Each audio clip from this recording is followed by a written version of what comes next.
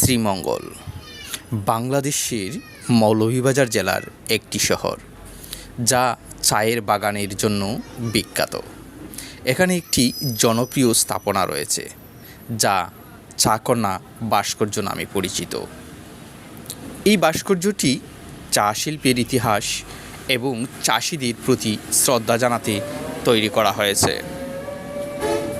এটি একটি চা বাগানের পটভূমিতে একটি নারী চা সংগ্রাহকের ভাস্কর্য হিসেবে চিত্রিত।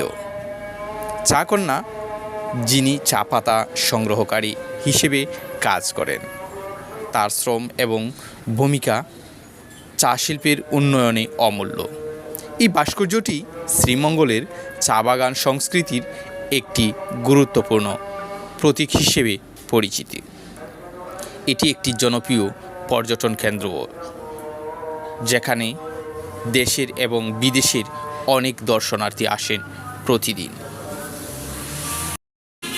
এই ছোট্ট ভিডিওর মাধ্যমে এই ভাস্কর্যের এই সামান্যতম তথ্য আপনাদের সাথে উপস্থাপন করার চেষ্টা করছি। প্রতিদিন এরকম অসংখ্য পর্যটক আসেন এই ভাস্কর্যের সামনে। খুবই চমৎকার কারুকার্যে গঠিত এই ভাস্কর্যটি।